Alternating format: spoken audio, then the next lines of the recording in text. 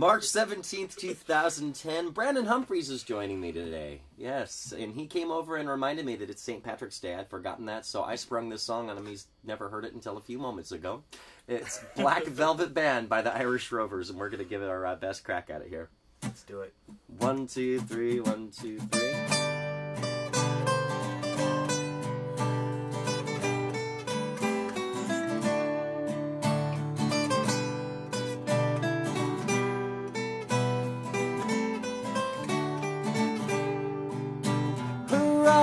They shone like the diamonds.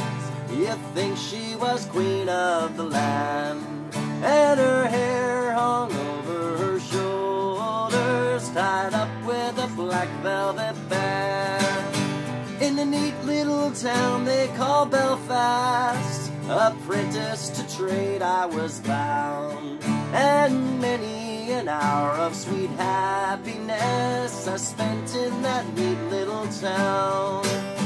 But bad misfortune came o'er me and caused me to stray from the land, far away from my friends and relations. They follow the black velvet band. Her eyes, they shone like the diamonds. You'd think she was queen of the land, and her hair hung over her shoulders, tied up with the black velvet band.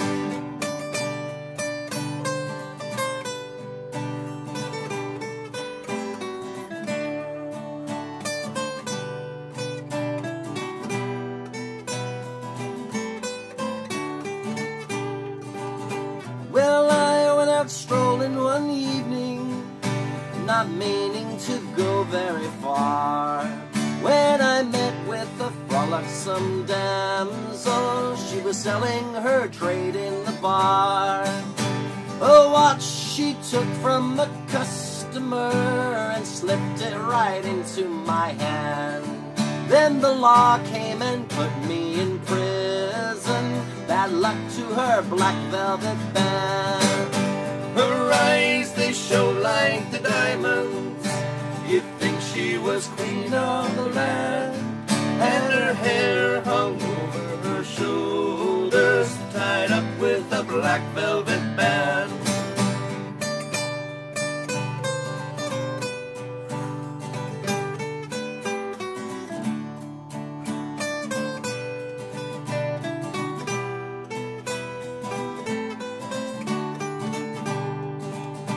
Next morning before judge and jury, for trial I had to appear.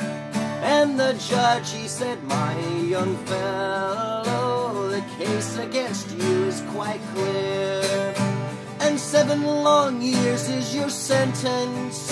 You're going to Van Diemen's Land, far away from your friends and relations. They follow the black velvet band.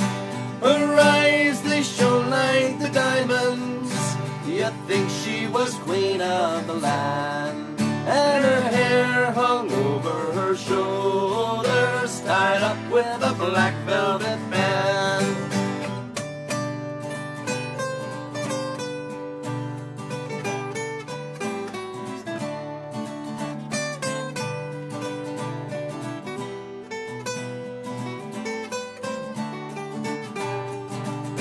Now come all ye jolly young fellows, I'll have you take warning by me. And whenever you're out on the liquor, me lads, beware of the pretty colleens, for they'll fill you with whiskey and porter till you are not able to stand. And the very next thing that you know, my lads, you've landed in Van Diemen's Land. Her eyes, they shone like the diamonds. You'd think she was queen of the land, and her hair hung over her shoulders, tied up with a black velvet band. Once again, her eyes, they shone like the diamonds. You'd think she was queen of the land, and her hair hung over her shoulders, tied up with a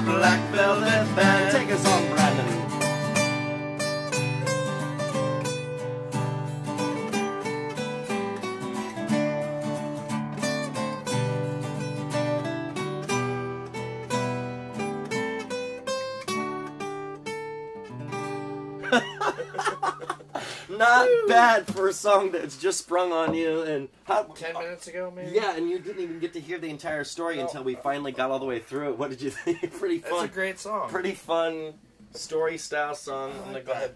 Yeah.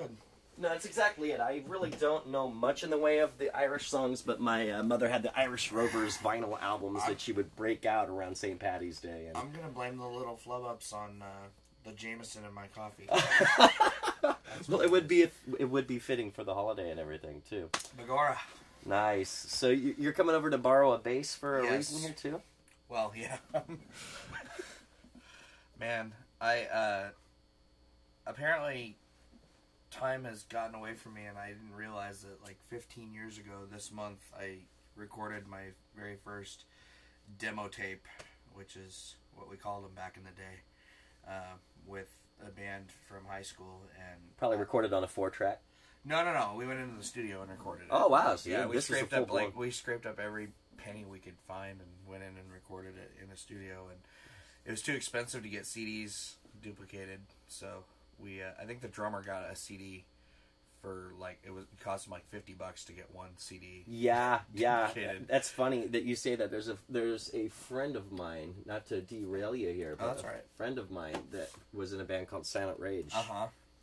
And that was, I have their CD, and I think it was along the same lines where it was actually kind of an expensive thing. It's on like a Memorex CDR. That's exactly what his looked like. Yeah. And this was not cheap, but somehow I have probably the only CD copy of this album. So from 1997. Nice. And so we got like a box full of tapes duplicated, and then I made a bunch of more duplications myself and like sold them all over the high school and stuff. And I don't know, like I haven't had a copy of it for a long time, and a couple years ago a friend of mine said that she had one and gave me a copy of it, but it's on tape, and I don't even own a tape player, so I haven't heard most of these songs in forever.